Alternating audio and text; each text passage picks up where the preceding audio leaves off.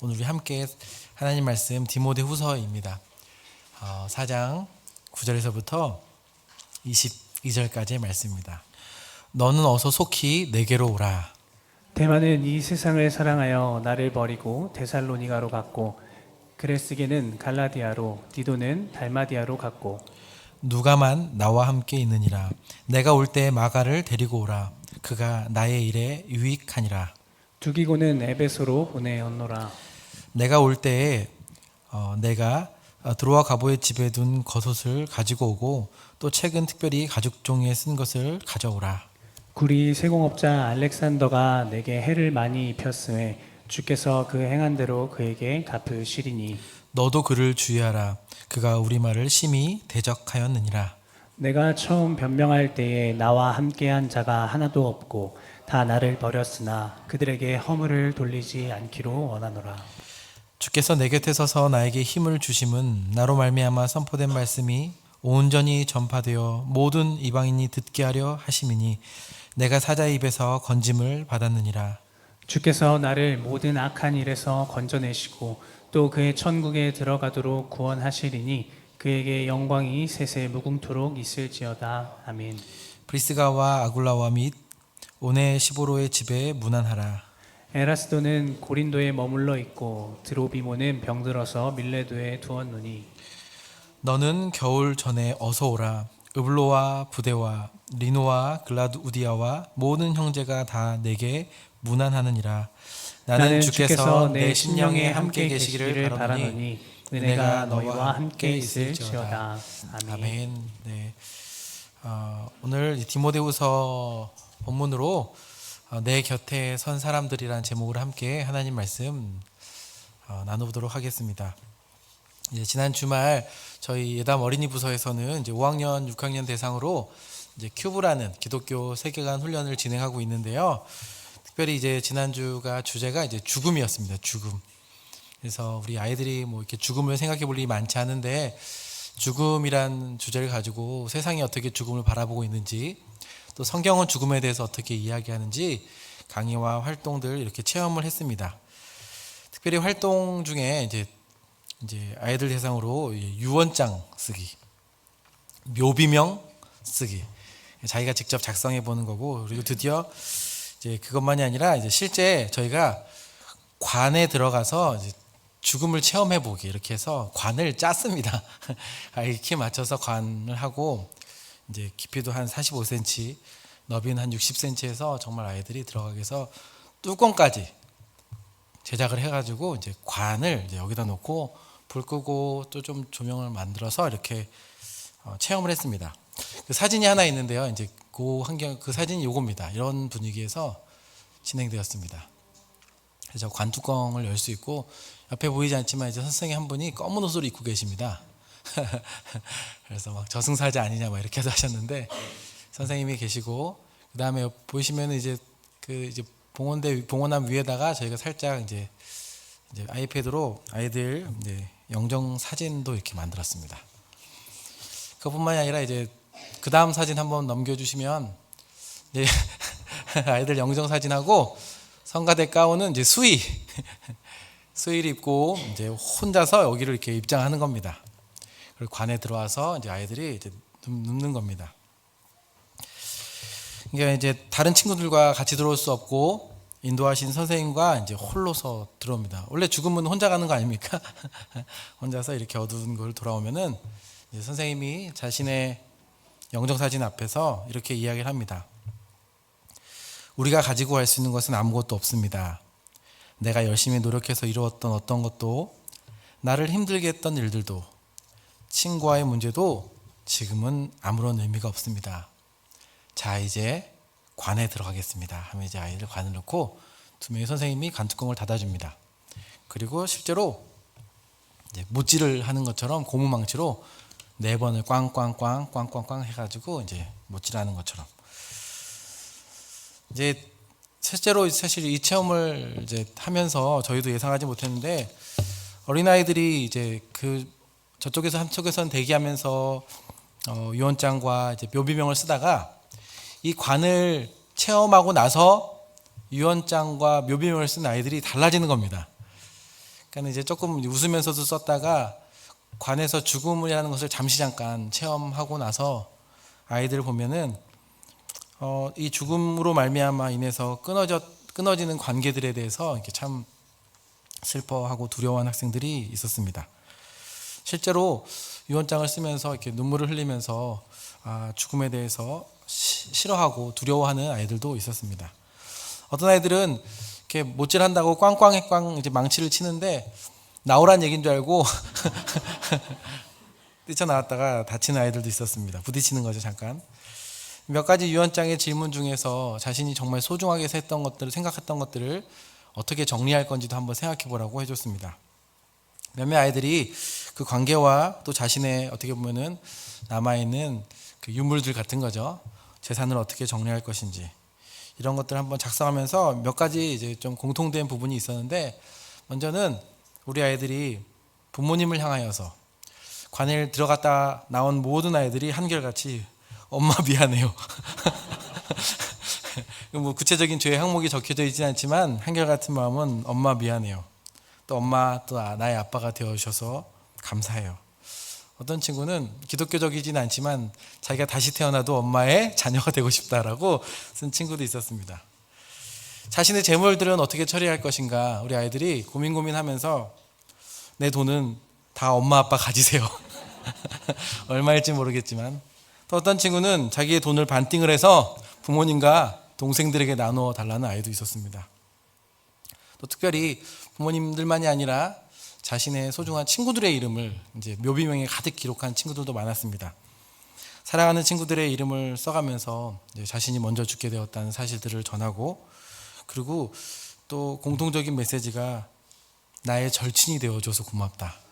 그래서 참 5학년, 6학년 아이들에게 친구가 얼마나 중요한지, 또 어떤 친구들은 이제 그 외에 기타 등등 저처럼 살지 마세요. 그래서 이 아이들이 알고 있었구나. 자신의 모습을 이 아이들이 알고 있었구나, 이런 생각도 들었고, 또 이제 부모님을 향하여서 우리 가능하면 늦게 만나요, 이렇게 써있는 묘비명도 있었습니다. 비록 아이들이지만 죽음을, 또 죽음의 체험을 통해서 이 죽음이 코끝에 우리 호흡에 있다라고 성경은 이야기하는데, 그것을 인식하고 살아가는 것과 그렇지 않은 삶은 분명히 다르다는 것을 보여줍니다. 우리가 함께 읽은 디모데 후서는 그 기록 연대가 정확하진 않지만 아마도 AD 62년에서 64년경에 바울이 죽음을 앞두고 그 마지막 로마의 감옥 가운데 투옥되어서 자신의 사랑하는 영적인 아들 디모데를 향하여서 쓴 편지입니다. 아마 부활하신 주님을 만난 이후에 그 시간을 다 알 수 없지만 그 주님을 향하여서 자신의 젊음과 인생을 바친 시간이 한 30여 년에서 40여 년 사이가 되는 것 같습니다. 그리스도의 은혜와 사랑을 온 힘을 다해서 바울이 전했습니다. 그리고 이제 그는 죽음이라는, 어쩌면은 모든 인생이라면 가야 하는 그 길을 앞두고 이 땅에서 삶을 정리하면서 유언과도 같은 글들을 지금 쓰고 있습니다. 이런 측면에서 보면 사실 디모데를 향하여서 늘 했던 말이기도 하지만, 또 다시 들을 수 없는 마지막 이야기라고 이 본문을 생각하고 바라보면 새롭게 들리기도 합니다. 사도 바울은 디모데후서 1장부터 4장에 걸쳐가지고 디모데를 향하여서 마지막으로 복음과 함께 고난을 받으라라고 당부합니다. 그리스도의 군사가 되어서 강하고 담대할 것을 요청합니다. 특별히 말세의 특징들을 언급하면서 성경의 사람이 되기를, 그리고 주님의 나타나심을 사모하면서 살아가도록 당부하고 있습니다. 그 마지막 장인 4장을 보면은 정말 죽음을 앞두고 있다는 것을 좀 느낄 수 있는데요. 그 내용이 사뭇 진지하고 준엄합니다. 우리 잘 아시는 말씀인데 4장 6절에서부터 8절까지의 말씀 우리 함께 봉독하도록 하겠습니다. 함께 읽겠습니다. 시작. 전제와 같이 내가 벌써 부어지고 나의 떠날 시각이 가까웠도다. 나는 선한 싸움을 싸우고 나의 달려갈 길을 마치고 믿음을 지켰으니 이제 후로는 나를 위하여 그의 면류관이 예비되었으므로 주 곧 의로우신 재판장이 그날에 내게 주실 것이며 내게만 아니라 주의 나타나심을 사모하는 모든 자에게로니라. 아멘. 어쩌면은 자신의 떠날 시간이 얼마 남지 않았다는 것, 그리고 자신이 얼마나 선한 싸움을 싸우고 이제 이 믿음을 지켰다는 것, 그리고 나에게 남은 것은 의로우신 재판장의 상급이 있다는 것. 이렇게 서신이 끝나면 사실 가장 좀 깔끔하지 않겠습니까? 우리가 박수치고 싶고 우리도 이렇게 삶을 살면 좋겠다 하지만 이 이후에 8절 이후에 9절부터 마지막까지의 기록이 좀 더 되어 있습니다. 우리가 오늘 함께 읽은 본문인데요. 제가 가진 성경에는 이 단락의 소제목이 바울의 사사로운 부탁이라고 기록되어 있습니다. 마치 어떤 글을 다 쓰고 뒤에 추신 또는 덧붙이는 글처럼 이 부분이 이어지면서 디모데 후서가 이제 마무리되고 있습니다. 그 사사로운 부탁에는 9절에 디모데를 향하여서 속히 오라. 뭔가 갑자기 화법이나 분위기가 바뀌는 것 같습니다. 19절에는 겨울이 이르기 전에 오라 이렇게 이야기하면서 그 사이에 4장 전반부에서 디모데를 향하여서 복음으로 도전하고 권면했던 것과는 또 다른 어조로 바울 곁에 서서 함께 했었던 다양한 사람들의 이름을 언급하면서 마무리합니다. 그래서 오늘 제목도 그런데요. 오늘 말씀을 통해서 정말 이 하나님의 사람의 마지막, 인생의 마지막, 그의 곁에 선 한 세 부류의 사람들이 어떠한 사람인들이지 좀 생각해보고 저희가 또 한 해를 이렇게 좀 돌아보면서 하나님께서 허락하셔서 우리 곁에서 여전히 또 서 계신 그런 분들을 좀 돌아보면서 하나님이 주신 은혜를 좀 생각해보면 좋겠습니다.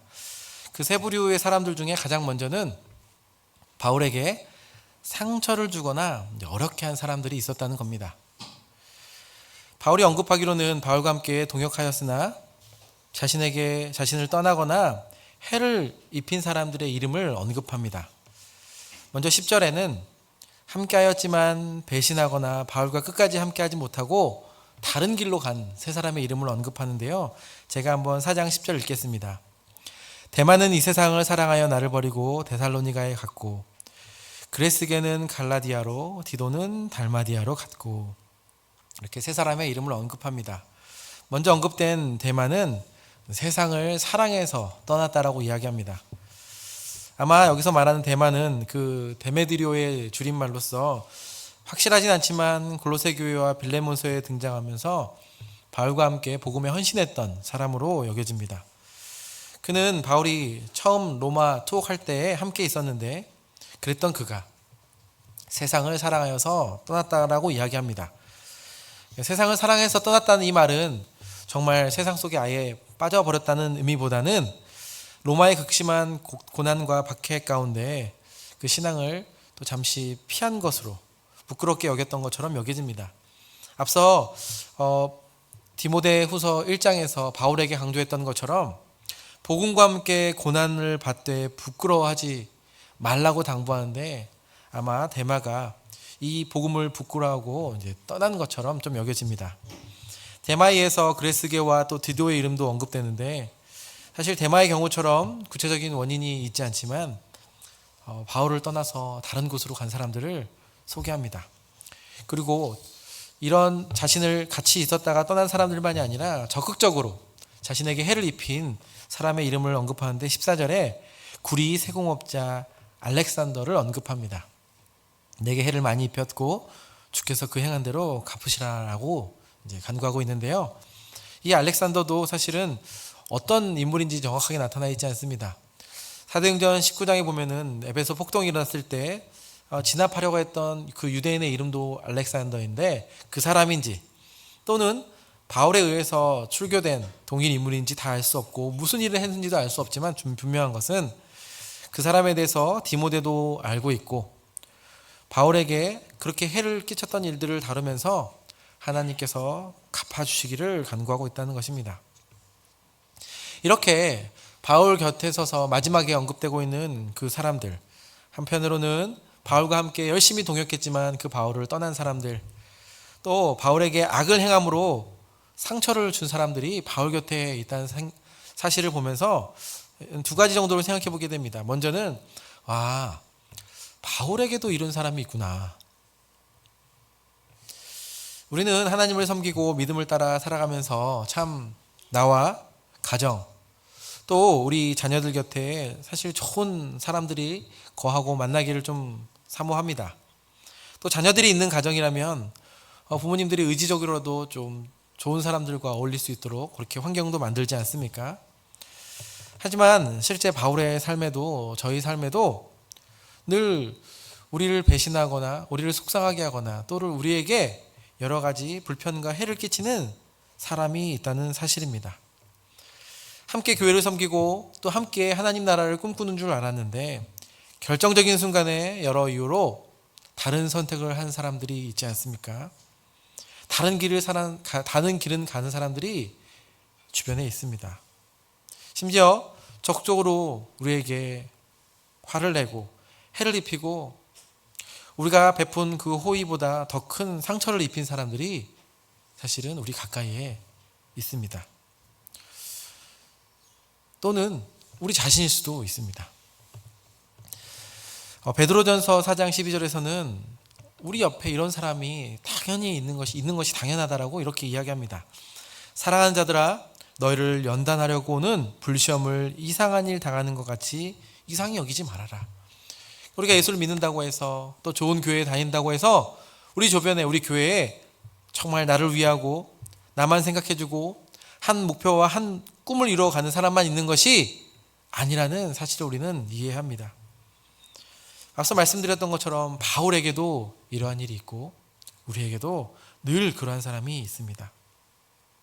그렇게 바울에게만이 아니라 또 우리에게만이 아니라 우리 주님에게도 그런 사람이 있지 않았습니까? 그렇게 자신의 생명까지도 내어걸면서 주님을 따르겠다라고 이야기했던 주님의 제자들은 그 마지막 순간에 등을 돌려버립니다. 심지어 그 중에 하나가 바로 그 예수를 팔아넘기지 않습니까? 성경은 우리가 예수를 믿는다고 해서 그러한 사람을 만나지 않을 것이라고 약속하지 않습니다. 그런데 오늘 바울을 보면서 특별한 점은 바울이 주님 이런 사람들을 내게서 없애달라고 또는 나를 떠나간 사람들을 저주하거나 핍박하는 기도를 하지 않습니다. 또한 빨리 이러한 일들을 잊어버리라고, 그 자신의 마지막 유언과 같은 서신인데 좋은 일, 행복한 일만 기록에 남기고 있지도 않습니다. 오히려 바울은 그 사람들의 이름이나 행실을 숨기지 않고 언급합니다. 그리고 그 마음의 아쉬움, 답답함, 섭섭함을 주님께서 갚아주시기를 간구하고 있습니다. 어쩌면 이 부분이 우리와 바울에 있어서 큰 차이점이 아닐지는 모르겠습니다. 우리는 신앙생활하면서 우리 곁에 조금이라도 또는 우리 자녀들에게 상처를 주거나 힘겹게 한 사람들을 생각하고 싶지 않아 합니다. 그 이름을 떠올리는 것조차 쉽지 않습니다. 하지만 바울은 이들을 언급함으로써 디모데를 향하여서 조심하도록 또 경계하도록 권면하고 평강의 주님께 그 이름들을 의탁하고 있습니다. 한번 여러분에게도 좀 이 말씀을 좀 여쭤보고 싶고 적용해 보면 좋겠는데요. 올 한 해 하나님을 섬기면서 혹시 여러분에게도 이런 일을 당한 적이 있으십니까? 가까운 사람들, 또 신뢰했던 사람들, 그들로부터 상처나 배신 또는 관계가 어려움이나 오해나 환난을 당하신 분 계십니까? 여전히 지금도 해결되지 않고 이 일을 통해 또 그 일을 허락하신 하나님에 대해서도 이해가 되지 않으십니까? 원망과 답답한 마음이 있으신 분들 계십니까? 오늘 지금 바울이 마지막에 죽음을 앞에 두고 열거한 이러한 사람들의 이름을 또 이 바울을 기억하면서 오늘 이 말씀이 우리에게 위로가 되기를 바랍니다. 그리고 우리가 바울이 걸었던 길, 또 주님도 걸으셨던 그 길을 지금 우리가 가고 있다는 것임을 한번 생각해 보면 좋겠습니다. 베드로전서 아까 말씀드렸던 4장 12절 바로 뒤에 13절에는 이렇게 이야기하고 있는데요. 우리 한 목소리로 한번 읽겠습니다. 시작. 오히려 너희가 그리스도의 고난에 참여하는 것으로 즐거워하라. 이는 그의 영광을 나타내실 때에 너희로 즐거워하고 기뻐하게 하려 함이라. 아멘. 알 수 없는 또 주변에 사랑하는 우리 동역자들로부터 당하는 어려움들, 여러분 그것이 우리의 죄와 허물이 아니라면 지금 우리가 또 주님이 가셨던 길을 동참하고 있는 것일 수도 있다. 이 길 끝에 오히려 우리가 주님의 고난에 동참함으로 말미암는 기쁨이 있다는 사실을 한번 생각해 보면 좋겠습니다. 바울 곁에도 그러한 사람들이 있었습니다. 오죽했으면 여러분 바울이 죽기 전에 그런 사람들의 이름을 열거하고 이렇게 마지막으로 쓰지 않았겠습니까? 네, 두 번째 바울 곁에 서 있는 그룹은요, 앞서 말씀드린 그런 그룹과는 대조적으로 바울에게 너무나 소중하고 그리운 사람들, 동역자들이 그의 곁에 있었습니다. 디모데후서 4장 9절과 또 11절, 12절인데요. 이렇게 기록하고 있습니다. 함께 읽겠습니다. 시작. 너는 어서 속히 내게로 오라. 누가만 나와 함께 있느니라. 내가 올 때에 마가를 데리고 오라. 그가 나의 일에 유익하니라. 두기고는 에베소로 보내었노라. 네. 대표적으로 이제 뒤에는 또 이렇게 마지막에 인사하면서 다른 이름도 언급하지만 오늘 이 본문에서는 디모데와 누가, 마가와 두기고 이렇게 네 명의 이름을 언급하고 있습니다. 먼저 바울은 디모데를 통하여서 이제 마가를 데리고 오라라고 요청하고 있습니다. 사실 마가는 바울에게 있어서는 지난날 1차 전도 여행 때 이제 상처가 있고 갈등이 있어서 이제 2차 전도 여행에서부터는 갈등으로 인해서 이제 갈라졌던 인물 중에 하나입니다. 그 내막을 다 알 수 없지만 사실은 오래전에 좀 쓰라린 상처일 수 있고 갈등일 수 있지만 지금 이제는 그 마가가 바울에게 꼭 필요한 사람이라고 여기면서 그 모든 여정 가운데 그 관계가 회복되어졌었고 또 이 바울에게 마가가 얼마나 중요한 사람인지를 생각해 보게 합니다. 그리고 이어서 지금 바로 자신 옆에 같이 있는 두 사람의 인물들, 누가와 두기고인데요. 누가는 바울이 2차 전도여행에 함께한 동역자로서 바울과 함께 고난을 받고 복음을 전하고, 사실 누가가 의사 아닙니까? 어쩌면은 지금 옥중에 있는 바울 곁에서 그를 정말 살필고 있을 수 있는 그 누가를 언급하고 있습니다. 두기고는 이제 소아시아 지역 출신으로서 이제 3차 전도 여행을 마치고 디모데와 바울과 함께 예루살렘으로 갔던 자인데, 지금은 그 두기고를 이제 디모데가 지금 있는 에베소로 보내었다라고 언급하면서 여전히 자신은 투옥되어 있지만 교회를 세우고 이 복음을 전하는 일에 수고하는 모습을 보여주고 있습니다. 특별히 이제 한 명 남은 디모데를 향해서는 이제 9절과 21절에 보면은 두 번에 걸쳐서 디모데에게는 속히 오라고, 빨리 좀 와달라고 요청합니다. 그 이유가 13절에 보면은 외투나 양피지에 쓴 어떠한 것을 요청하기 위함도 있지만 사실은 바울에게 있어서 디모데가 그 디모데 자체를 이제 그리워하고 있음을 우리는 알 수 있습니다. 어떻게 알 수 있냐면 우리가 9절 속히 오라 그 다음에 바로 10절이 한국어 성경에는 없지만 이제 원어 성경에는 이제 왜냐하면이라고 디모데를 부르는 이유가 나오는데, 이제 10절이 바로 앞서서 언급했던 자신을 떠나간 사람들 때문에 디모데를 속히 부른다라고 했던 걸 봤을 때 바울과 함께 동행했던 그 소중한 사람들이 자신을 떠나는 상황 가운데, 그리고 바울은 더욱더 지금 이 디모데가 자신의 곁에 와주기를, 그 소중한 사람들을 그리워하고 있는 것입니다.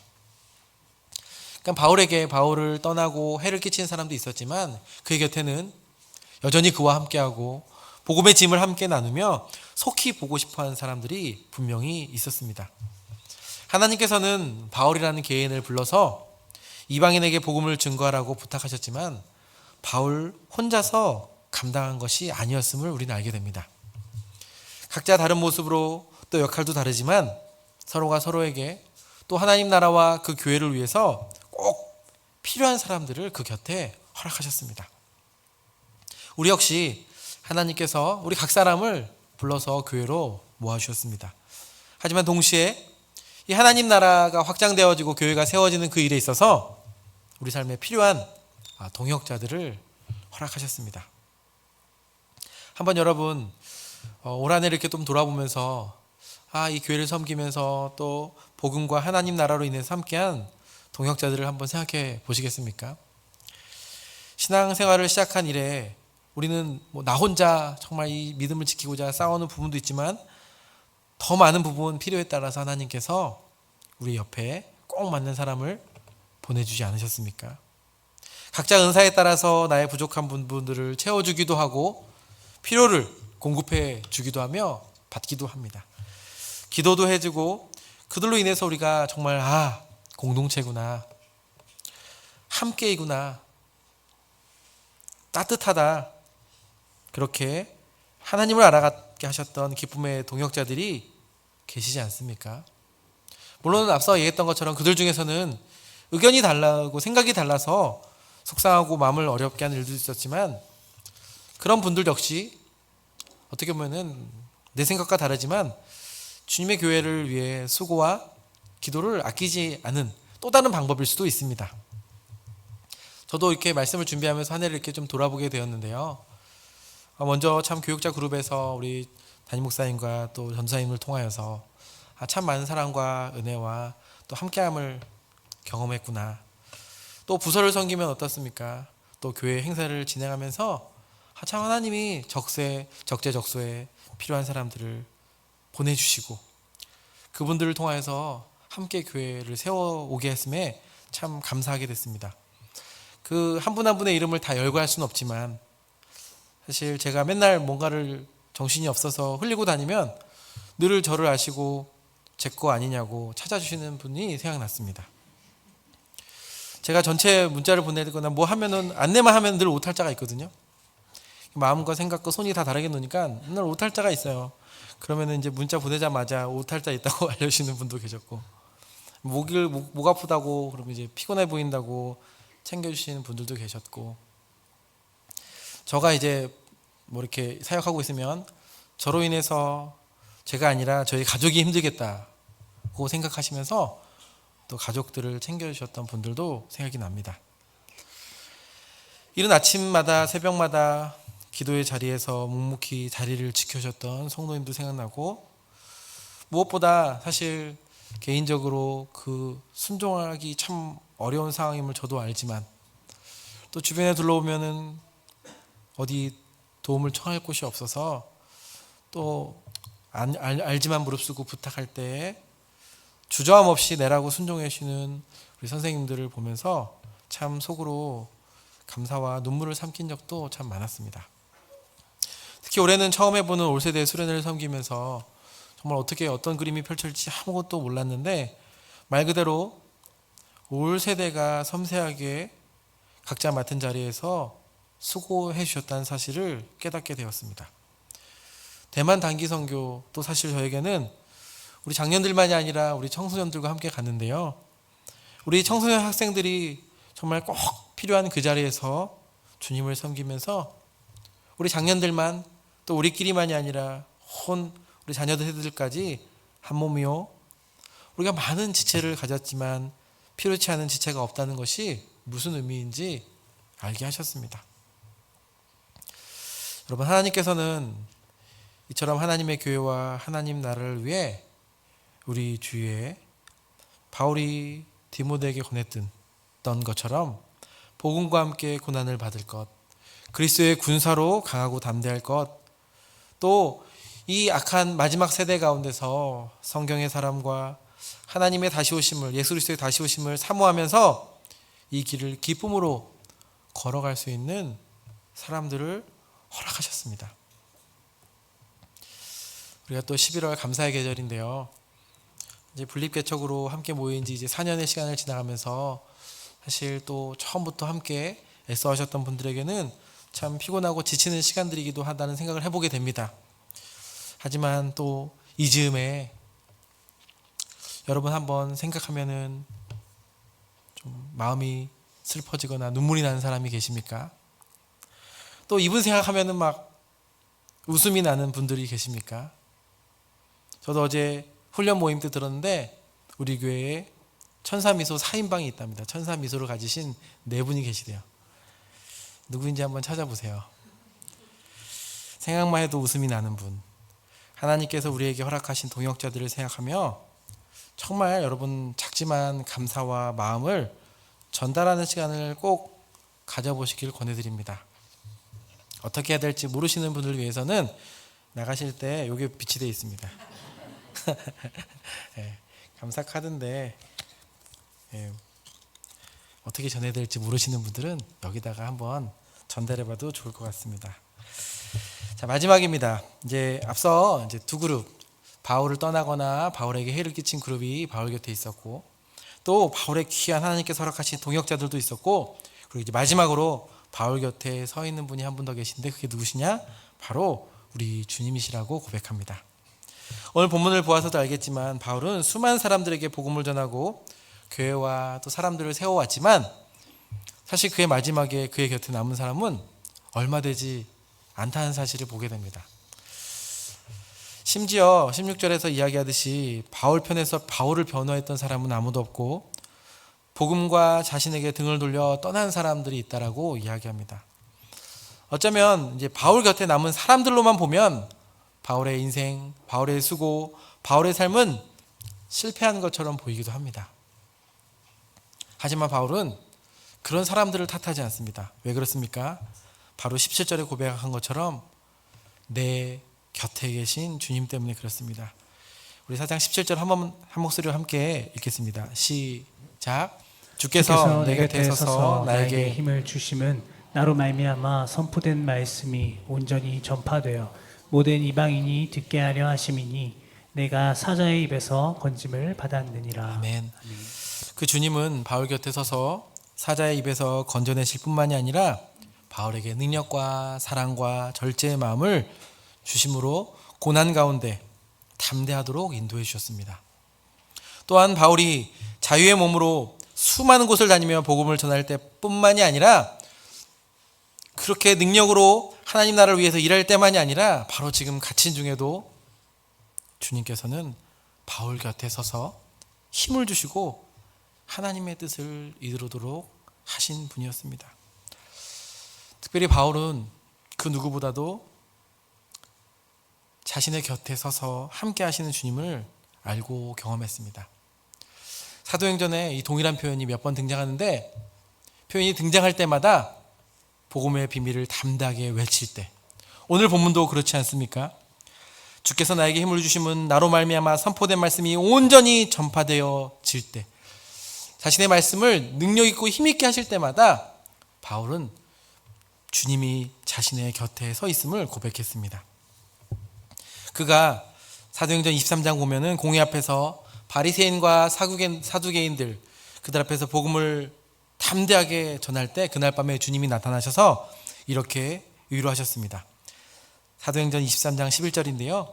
우리 한번 같이 읽겠습니다. 시작. 그날 밤에 주께서 바울 곁에 서서 이르되 담대하라. 내가 예루살렘에서 나의 일을 증언한 것 같이 로마에서도 증언하여야 하리라 하시니라. 아멘. 또한 사도행전 27장 보면은 그 압송되어 가지고 로마로 가는 길에 유라굴로 강풍을 만나서 배에서 많은 선원들이 두려워하고 있지 않습니까?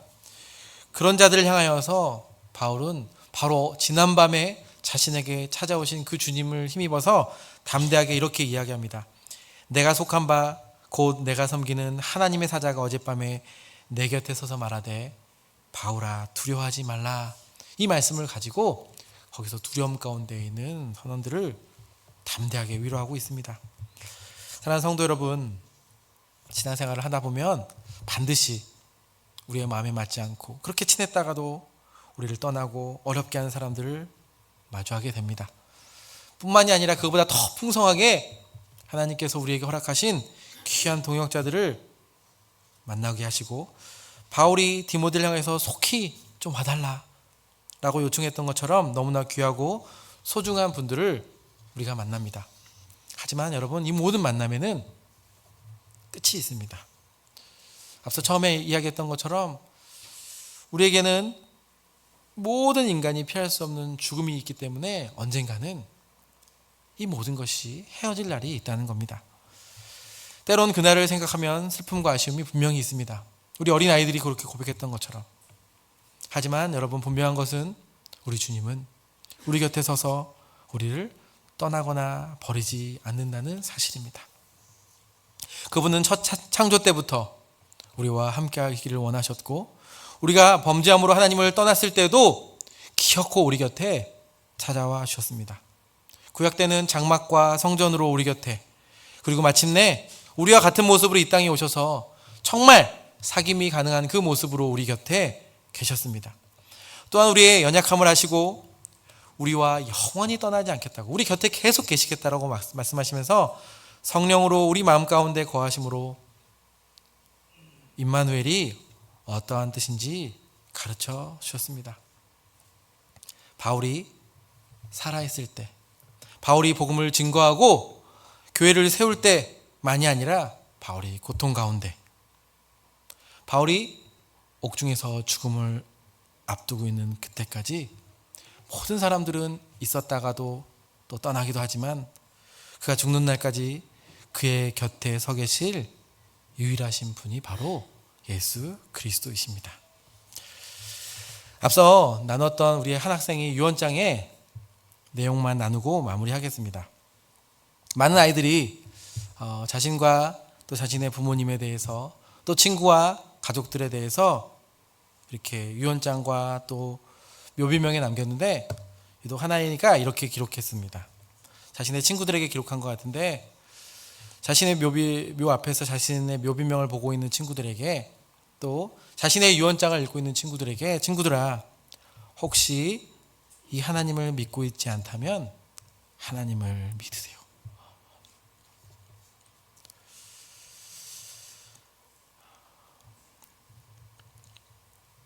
모든 것이 죽음 이후의 끝이라고 이야기하는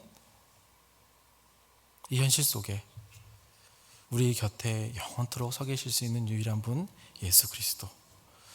그 누구도 대신할 수 없고 빼앗을 수 없는 그 주님으로 인해 또 깊어져가는 가을에 우리 사랑하는 성도 여러분, 가장 큰 위로와 소망을 맛보시기를 주님의 이름으로 축복합니다.